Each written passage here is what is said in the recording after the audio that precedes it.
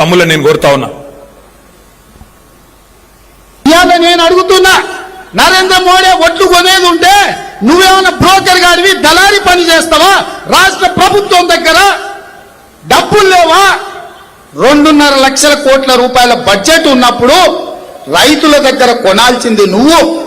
ఇక్కడున్న పేదలు, ఇక్కడున్న రైతులు, ఇక్కడున్న యువకులు, ఇక్కడున్న మహిళలు, ఇక్కడున్న దళితులు, గిరిజనులు, బలహీన వర్గాల బిడ్డలు నీకు ఓటేసి నిన్ను ముఖ్యమంత్రిని చేస్తే నువ్వు కొనకుండా మోడీ కొనాలి, బోడిగాడు కొనాలి అని మోకాలకు బోడిగుండుకు లింకు పెట్టి మాట్లాడుతుండే రాష్ట్ర ముఖ్యమంత్రి. నువ్వు ఒట్లు కొననప్పుడు నీకు గద్దె మీద ఉండే అధికారం లేదు కేసీఆర్.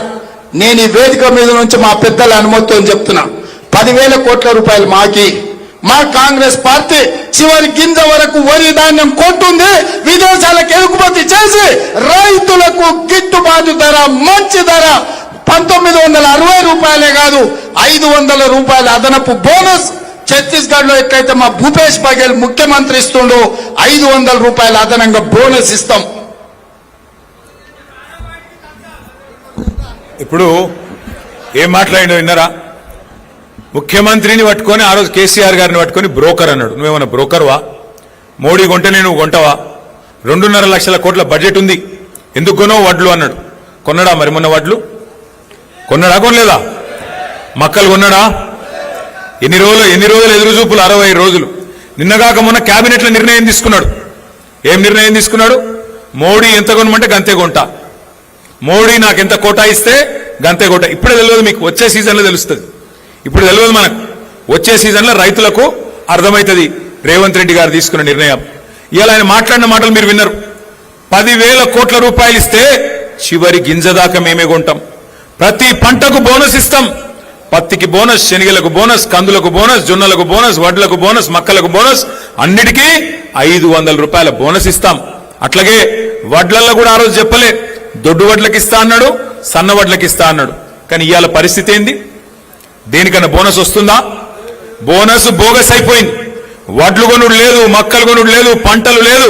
ఆఖరికి మోడీ చెప్పినట్టు ఆయన ఎంత కొనమంటే ఎంత కోటా ఇస్తే అంతకే కొంటా అంటున్నాడు ముఖ్యమంత్రి రేవంత్ రెడ్డి. మరి ఇవాళ నేను కూడా అనొచ్చు, నువ్వు బ్రోకర్వా అని నేను కూడా మాట్లాడచ్చు. కానీ నేనేమంటున్నా అంటే దయచేసి మీరు ఆలోచించండి. ఇట్లాంటి దుర్మార్గమైన ముఖ్యమంత్రి, రైతులను ఏడిపిస్తున్న ముఖ్యమంత్రి, ఆయనను ఎన్ని రకాలుగా తిట్టినా తప్పు లేదు. కానీ సంస్కారం అప్పుడప్పుడు అడ్డం వస్తుంది. ఎందుకంటే ఆయన కూర్చున్న కుర్చీ ఉంటుంది. కాబట్టి నేను ఆయననేం తిట్టను. కానీ ఒకటి మాత్రం అడుగుతా, మరి అలా రేవంత్ రెడ్డి గారు మోడీ ఏదైతే కోటా ఇస్తాడో ఆ కోటా మందమే నేను కొంటా అంటున్నావు. మరి నువ్వేం చేస్తావు? కేసీఆర్ గారు ఉన్నప్పుడు యూరియా చక్కగా ఇచ్చిండు, కేసీఆర్ గారు ఉన్నప్పుడు విత్తనాలు టైంకి ఇచ్చిండు, కేసీఆర్ గారు ఉన్నప్పుడు నాట్లేసేటప్పుడే రైతు బంధు పడ్డది. కానీ నువ్వు వచ్చిన తర్వాత ఇలా రైతు బంధు టైంకు యూరియా దొరకదు, విత్తనాల సరఫరా పోలీస్ స్టేషన్లల్లా, మరి ఆఖరికి పంటల కొనుగోలు మోడీ ఎంత చెప్తే అంతకే చేస్తా అంటున్నావు. మరి నువ్వెందుకున్నావు? నీ దగ్గర మరి ఇంత పెద్ద బడ్జెట్ ఎందుకు? నువ్వెందుకు? నీకు ఆ పదవి ఎందుకు అని నేను అడుగుతా ఉన్నా. ఈ సందర్భంగా ఒక మాట మాత్రం పక్కా, కేంద్రం మీద ఇన్ని రోజులు డైలాగులు కొట్టిండు, చివరి గింజ దాకా కొనకపోతే యుద్ధం చేస్తా, పొడి చేస్తా అన్నాడు మొన్న ముఖ్యమంత్రిగా. ఇంతకుముందు చెప్పిన మాటలేమో ప్రతిపక్షంలో ఉన్నప్పుడు 2021-22లో చెప్పిండు. ఈ మధ్యన 4 డైలాగులు కొట్టిండు, అవి కూడా మీకు చూపెడతా. ముఖ్యమంత్రిగా కొట్టిన డైలాగులు పెట్టాలమ్మా. ఇది ముఖ్యమంత్రిగా మాట్లాడిన. ఈనాడు కిషన్ రెడ్డి గారికి విజ్ఞప్తి చేస్తున్నా, తక్షణమే తెలంగాణ రాష్ట్ర ప్రభుత్వం సేకరించిన ఓట్లు, తడిసిన ధాన్యంతో సహా కేంద్ర ప్రభుత్వంతో కొనిపించాలి. మా మొక్కలు, మా జొన్నలు, మా పొద్దుతిరుగుడు ఇత్తనాలు కేంద్ర ప్రభుత్వం కొనుగోలు చేయాల్సిందే. ఆ బాధ్యత కిషన్ రెడ్డి గారు తీసుకోవాల్సిందే. తడిసినవైనా మిగతావైనా మొక్కలైనా ఈ ఇత్తనాలు కొనాలన్నా లేకపోతే ఈ ధాన్యం కొనాలన్నా కేంద్ర ప్రభుత్వం ముందుకు రావాలి. పంటల కొనుగోలు కూడా ఇందాక ఉత్తమ్ గారు చెప్పినట్టుగా కేంద్ర ప్రభుత్వం యొక్క విధి విధానాలకు అనుగుణంగానే తెలంగాణ రాష్ట్రంలో కూడా భవిష్యత్తు పంటల కొనుగోలు ఉంటాయి. కేంద్ర ప్రభుత్వం యొక్క విధి విధానాలకు అనుగుణంగానే తెలంగాణ రాష్ట్రంలో కూడా భవిష్యత్తు పంటల కొనుగోలు ఉంటాయి. అందుకే ఈనాడు కిషన్ రెడ్డి ఏమన్నాడు మొన్న? చివరి గింజ దాకా కొనాలి, కొనకపోతే కిషన్ రెడ్డి సంగతి చూస్తా, కేంద్ర ప్రభుత్వ సంగతి చూస్తా, ఇది చేస్తా అది చేస్తా అని చెప్పి తీస్మార్ ఖాన్ డైలాగులు కొట్టిండు మొన్నటిదాకా. ఇప్పుడేమంటున్నాడు? లేదు కేంద్రం మీద యుద్ధం చేస్తా, పొడి చేస్తా, నరికేస్తా అన్నాడు. ఇలా అదేం లేదు, ఆఖరికి నువ్వు ఎంత అంటే అంతనే బాంచనని చెప్పి ఇలా బుడ్డరఖాన్ మాటలు మాట్లాడుతున్నాడు రేవంత్ రెడ్డి. అందుకే నేను అనేది, మనమే మళ్ళీ విజృంభిస్తే తప్ప, మనమే మళ్ళీ కదం దొక్కితే తప్ప ఈ ప్రభుత్వం మారదు, వాళ్ళ ఆలోచన విధానం మారదు. ఒక మాట మాత్రం నేను మీకు చెప్పాలా, ఇవాళ ఏ కాంగ్రెస్ వాడైనా, మీ ఎమ్మెల్యే నాగరాజ్ అయినా, రేవంత్ రెడ్డి అయినా, అందరూ ఒకటి అబద్ధం నేర్చుకున్నారు, మంచి డైలాగ్ నేర్చుకున్నారు. ఏమైందా, పథకాలు ఎందుకు అమలు చేస్తలేరు అంటే, మొత్తం అప్పులపాలైపోయింది, ఆగమైపోయింది. మేమేం చేస్తాం, మా చేతిలో షిప్ ఉన్నది, ఏం చేయాలి, ఏడికెళ్ళి చేయాలి అని మాట్లాడుతున్నారు. ఒక మాట దయచేసి మీరందరూ కూడా మనసుకి ఎక్కించుకోవాలి, ఊర్లలో చెప్పాలి, చర్చ పెట్టాలి. ఎస్ అనుకుందాం, ఒక్క నిమిషం నువ్వు మీరు చెప్పే అబద్ధం ఒక్క నిమిషం నిజమే అనుకుందాం. కేసీఆర్ అప్పుల పాలు చేసిపోయిండు అంటారు మీరు. వెనకటికి ఎవడో ముఖం బాగా లేకపోతే అద్దం బల్ల కొట్టుకున్నాడట. అట్లా వీళ్ళు కూడా పాలన చేతగాక, పరిపాలించేది చేతగాక, నడిపే దమ్ము లేక, పథకాలిచ్చే తెలివి లేక ఇలా కేసీఆర్ గారిని బదనాం చేస్తున్నారు. కానీ ఒక నిమిషం మీరు చెప్పేది నిజమే అనుకుందాం, దబ్బన నిజమే అనుకుందాం. ఏం చేసిండు మరి కేసీఆర్ గారు? అప్పు చేసి 2,80,000 కోట్ల అప్పు చేసిండు కేసీఆర్. ఏం చేసిండు అంటే 1,00,000 కోట్ల రూపాయలు రైతుల ఖాతాల్లో డైరెక్ట్ గా వాళ్ళ ఖాతాలలోనే వేసిండు కేసీఆర్. స్వాతంత్ర భారతదేశ చరిత్రలో ఏ నాయకుడు చేయలే. 11 సార్లు రైతు బంధిచ్చి 70 లక్షల రైతుల ఖాతాల్లో 73,000 కోట్లు వాళ్ళ ఖాతాల్లోనే డైరెక్ట్ గా, వాళ్ళు అడగకుండా, దరఖాస్తు పెట్టకుండా, దండం పెట్టకుండా, దఫ్తర్ కోకుండా డైరెక్ట్ గా వాళ్ళ ఖాతాల్లో వేసిన ఒకే ఒక్క నాయకుడు కేసీఆర్. 2 సార్లు రుణమాఫీ చేసిండు, లక్ష రెండిటి కలిపితే 29,000 కోట్లు. అంటే ఒక రుణమాఫీ, ఒక రైతు బంధు కలిపితేనే 1,02,000 కోట్లు రైతుల ఖాతాల్లో వేసిన నాయకుడు కేసీఆర్. అట్లాగే మొత్తం 24 గంటల కరెంటు మనకిచ్చేతందుకు, రైతులకు కాంగ్రెస్ ఉన్ననాడు కరెంటే దిక్కులేదు. మరి అట్లాంటిది కేసీఆర్ గారు వచ్చిన తర్వాత 50,000 కోట్ల రూపాయలు, సంవత్సరానికి 5,000 కోట్ల రూపాయలు చొప్పున ఉచిత కరెంటుకు రైతులకు ఇవ్వడానికి 50,000 కోట్లు ఖర్చు పెట్టిండు. ఇంకొక 1,00,000 కోట్ల రూపాయలు కేసీఆర్ గారు మరి మన రాష్ట్రంలో ఉన్న విద్యుత్ పంపిణీ వ్యవస్థను మంచిగా చేసేందుకు పెట్టిండు. అంటే ఒక రైతులకు కరెంట్ ఇచ్చేందుకే 1,50,000 కోట్లు. అవును, కేసీఆర్ అప్పు చేసిండు. ఏం చేసిండు? రైతులకు బ్రహ్మాండంగా కాళేశ్వరం అనే ప్రాజెక్టు కట్టి 40 లక్షల ఎకరాలకు నీళ్లిచ్చి, తెలంగాణలో ఒక్క రంగారెడ్డి మహబూబ్ నగర్ జిల్లా తప్ప 8 జిల్లాలకు ఇవాళ కాళేశ్వరంతోని నీళ్ల వల్ల లాభం జరిగింది. హైదరాబాద్ తాగునీటితో సహా కాళేశ్వరం ప్రాజెక్టు వల్ల 1,00,000 కోట్లు పెడితే 8 జిల్లాలకు లాభం జరిగింది, పాత 8 జిల్లాలకు. అట్లాగే కేసీఆర్ అప్పు చేసిండు, నిజమే అనుకుందాం. 1022 గురుకుల పాఠశాలలు పెట్టిండు కేసీఆర్. 1 కాదు, 2 కాదు, మన పిల్లలకు 6.5 లక్షల మంది పిల్లలకు ఒక్కొక్క పిల్లోడి మీద 1,20,000 రూపాయలు ఖర్చు పెట్టి వాళ్లకు మంచి విద్యా బుద్ధులు నేర్పించిండు కేసీఆర్. అవును, కేసీఆర్ అప్పు చేసిండు. ఏం చేసిండు? 14 లక్షల మంది పిల్లలకు, ఆడపిల్లలకు ఒక మేనమామలాగా కళ్యాణ లక్ష్మి, షాదీ ముబారక్ పేరు మీద ఒక్కొక్కరికి 1,00,000 రూపాయలు ఇచ్చి లగ్గం చేసిండు కేసీఆర్. అవును, కేసీఆర్ అప్పు చేసిండు. 15 లక్షల మందికి ఆడపిల్ల పుడితే 13,000, మగపిల్లగాడు పుడితే 12,000 రూపాయలు ఇచ్చిండు కేసీఆర్. అవును, కేసీఆర్ అప్పు చేసిండు. ఏం చేసిండు? 200 రూపాయల పెన్షన్ను 2,000 చేసిండు. 46 లక్షల మందికి పెన్షన్లు ఇచ్చిండు కేసీఆర్. కేసీఆర్ అప్పు చేస్తే ఇంకా చెప్పమంటే ఇంకో గంట చెప్తా. జిల్లాలు కట్టించిండు, కలెక్టరేట్లు కట్టించిండు, కొత్త కమిషనరేట్లు కట్టించిండు, బ్రహ్మాండంగా కొత్త పంచాయతీలు చేసిండు, తాండాలను పంచాయతీలు చేసిండు, కొత్త రెవెన్యూ డివిజన్లు, కొత్త మున్సిపాలిటీలు, కొత్త మండలాలు కేసీఆర్ గిన్ని చేసిండు 10 ఏళ్లలో. నేను రేవంత్ రెడ్డిని అడుగుతున్నా, రైతు వేదికలు కట్టిండు కేసీఆర్. నువ్వేం చేసినావు? 2.5 ఏళ్లలో 4 లక్షల కోట్లు అప్పు చేసిండు రేవంత్ రెడ్డి. 4 లక్షల కోట్లు.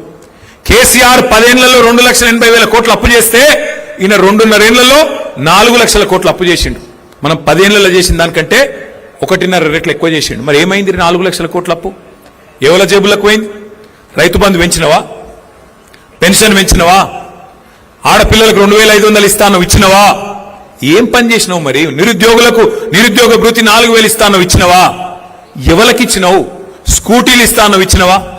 కొత్త చెరువు కట్టినవా? కొత్తగా ఒక్క పని చేసినవా? ఎక్కడ పోయినాయి 4 లక్షల కోట్ల అప్పు? మరి ఇక యాడికి పోతున్నాయో గాడికే పోతున్నాయి. అందుకే నేను అనేది, ఇవాళ ధాన్యం కొనవు, యూరియా ఇయ్యవు, రైతు బంధు ఇయ్యవు, ఉద్యోగాలు ఇయ్యవు, పెన్షన్లు పెంచవు, 6 గ్యారంటీలు అమలు చేయవు, 13 డిక్లరేషన్లు పక్కకు పెట్టినావు.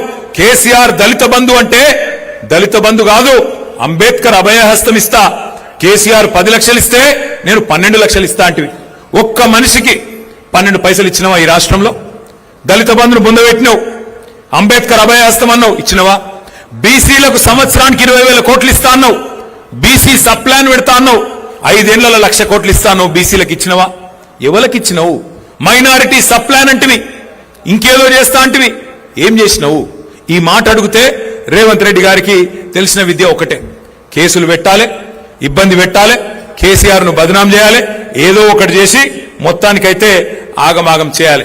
కానీ నేననేది ఒకటే, వర్ధన్నపేట అయినా తెలంగాణలోని ఏ పేట అయినా ఇవాళ ప్రజలు ఒకటే టైం కోసం ఎదురు చూస్తా ఉన్నారు. ఎప్పుడు కుర్చీ మడత పెట్టి రేవంత్ రెడ్డిని, కాంగ్రెస్ పార్టీని ఎప్పుడు తరిమి తరిమి తరిమి తరిమి కొట్టాలని చెప్పి ఎదురు చూస్తా ఉన్నారు. ఆ ఎదురు చూపులు ఫలించే రోజు ఎంత దూరం లేదు, తొందరలోనే వస్తుంది. ఎక్కువ రోజులు ఏం లేదు, సగం టైం అయిపోయింది. ఇంకా ఒక 18 నెలలు మనం కష్టపడితే 16-18 నెలలు, ఆఖరి సంవత్సరం ఎట్లాగో ఎలక్షనే, 2028 మొత్తం ఎలక్షనే, ఆ సంవత్సరం ఏమి ఉండదు. ఇక ఆ తర్వాత కాంగ్రెస్ వాళ్ళు అధికారంలోకి వెళ్ళి దిగిపోయిన తర్వాత, రేవంత్ రెడ్డి గారు పదవిలోకి వెళ్ళి దిగిపోయిన తర్వాత, నేను ఇవాళ చెప్తున్నా, రాసి పెట్టుకోండి, రేవంత్ రెడ్డి మాజీ ముఖ్యమంత్రి అయిన తర్వాత ఆయన పక్కకెళ్ళి పోతుంటే కూసున్న కుక్క కూడా లేవదు, ఆ పరిస్థితి వస్తుంది. ఇవాళ ఏదో అధికారం ఉంది కాబట్టి నడుస్తున్నది డ్రామా, గాని రేపటి రోజున కూసున్న కుక్క కూడా నిన్ను చూసి లేవది, గా పరిస్థితి తెచ్చుకుంటా ఉన్నావు నువ్వు. నేనేదో కోపంతోనో బాధతోనో చెప్తలేను, ఏదో అసూయతోనో చెప్తలేను, ఉన్న వాస్తవాన్ని చెప్తా ఉన్నా. ఇంకొక మాట కూడా నేను చెప్తున్నా, యాది పెట్టుకోండి, మనకు ఒక రకంగా అధికారం పోయి మంచే జరిగింది. ఎందుకంటే కుండ వలిగితే వలిగింది కానీ కుక్క బుద్ధి తెలిసిందన్నట్టు అయింది. ఇవాళ ఎవడు మనోడు, ఎవడు మనోడు, ఎవడు నిజమైన కార్యకర్త, నిజమైన తెలంగాణ బిడ్డ, ఎవడు నిజమైన కేసీఆర్ బిడ్డ ఇవాళ తెలిసింది. అందుకే నేను మీకు మాటిస్తా ఉన్నా, పోయిన 10 ఏళ్లు కొన్ని తప్పులు జరిగినాయి, నేను ఒప్పుకుంటా. కార్యకర్తలు, ఉద్యమకారుల విషయంలో మనం ప్రభుత్వంలో పడి నీళ్లు ఇవ్వాలి, కరెంట్ ఇవ్వాలి, మనం తెలంగాణను పట్టాలెక్కియాలి, నెంబర్ 1 చేయాలి, అదే ఆగంలో ఉరికినాం. సొంత ఇల్లు కట్టుకుంటే ఎట్లయితే ఒక తదేక దీక్షతో పనిచేస్తామో అట్లా పనిచేసినాం. ఎందుకంటే కష్టపడి తెచ్చిన రాష్ట్రం, మన నాయకుడు ప్రాణాలు మరి పనంగా పెట్టి తెచ్చిన రాష్ట్రం. ఈ రాష్ట్రాన్ని నవ్వేటోన్ ముంగట జారిపట్టేట్టు చేయొద్దు అని చెప్పి 10 ఏళ్లు తపస్సు లెక్క అభివృద్ధి యజ్ఞం చేసినాం. కానీ నేను మీకు మాటిస్తున్నా, వచ్చే 5 ఏళ్ళు అట్లుండదు. వచ్చే 5 ఏళ్లు కార్యకర్తల అభివృద్ధి లక్ష్యంగా, కార్యకర్తలను మంచిగా చూసుకోవడమే లక్ష్యంగా పనిచేస్తాం. ఇదేదో మీ సప్పట్ల కోసం ఇంకో దానికోసం నేను చెప్తలేను. నేను ఎందుకు చెప్తున్నా అంటే 25 ఏళ్లు నిండింది పార్టీ, ఇంకొక 25 ఏళ్లు, ఇంకో 50 ఏళ్లు పార్టీ ఉండాలంటే మూల స్తంభాలు మీరు, నిలబెట్టేది మీరు. నేనైనా రమేష్ అన్నైనా మేము ఇక్కడ నిలబడి ఉపన్యాసం ఇవ్వగలుగుతామో, 100 మందిని కలవగలుగుతాం. కానీ గ్రామ గ్రామాన కేసీఆర్ గారి పేరు చెప్పి కేసీఆర్ గారిని గట్టిగా కాపాడుతున్నది, మాకు కొండంత విశ్వాసాన్ని ఇస్తున్నది మీరు. కాబట్టి వచ్చే 5 ఏళ్లు నేను మళ్ళా చెప్తా ఉన్నా, వచ్చే 5 ఏళ్లు ఏది మర్చిపోం. మనని ఇబ్బంది పెట్టినోని మర్చిపోం, మన మీద కేసులు పెట్టినోని మర్చిపోం, అట్లాగే మనతో నిలబడ్డోళ్ళని కూడా మర్చిపోము. తప్పకుండా నేను చెప్తున్నాను, కేసీఆర్ సార్ అంత మంచోన్నైతే కాదు. వచ్చే 5 ఏళ్లు చిట్టినాయుడికి, ఆయన బృందానికి సినిమా చూపెట్టే బాధ్యత నాది. పక్కా ఇడిసిపెట్ట, రిటైర్ అయినా, పారిపోయినా, సప్త సముద్రాల అవతల దాక్కున్నా, ఎవడెవడైతే మా కార్యకర్తలను సతాయించిండో ఒక్కొక్కరిని లెంకులాడి దేవులాడి తెచ్చి మీ ముంగట నిలబెట్టే బాధ్యత నాది. వదిలిపెట్టే సమస్య లేదు. ఇది నేనేదో ఊరికే చెప్పట్లేదు, గుర్తు పెట్టుకోండి. కానీ మళ్ళీ రమేష్ అన్న వాళ్ళని తీసుకొని రావద్దు, అన్న ఇవి మంచోడేనే అని మళ్ళీ తీసుకురావద్దు. ఎవడు లంగనో, ఎవడు దొంగనో, ఎవరి రంగేందో, రుచేందో, ఎత్తేందో, పొడివేందో అందరికి అర్థమైంది. అందుకే గట్టిగా ఉండాలి. ఇయ్యాల ఎవరైతున్నారో నికార్సుగా వాళ్ళే నాయకులు, మీరే ఎంపీటీసీలు కావాలి, మీరే జెడ్పీటీసీలు కావాలి, మీరే కార్పొరేటర్లు కావాలి, మీరే కథానాయకులు కావాలి, మీరే రేపు రాష్ట్రాన్ని నడపాలి, మీ జిల్లాని నడపాలి అని నేను కోరుతా ఉన్నా. దయచేసి మరి ఆ పరిస్థితి రావాలి, మళ్ళా కేసీఆర్ ముఖ్యమంత్రి కావాలి అంటే ఏం చేయాలి? 2 పనులు చేయాలి. మనం ఏం చేయాలి? ఒకటి, తప్పకుండా మన మెంబర్షిప్ కార్యక్రమాన్ని సీరియస్గా తీసుకోవాలి. అందులో మరి చాలు చేయజరా మెంబర్షిప్ కార్యక్రమాన్ని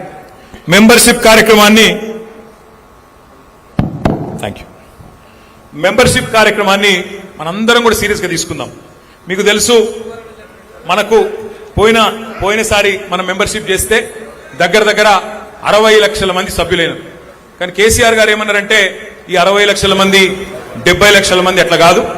రాశి కంటే వాసి ముఖ్యం. ఏ బూత్లో అయినా సరే ఒక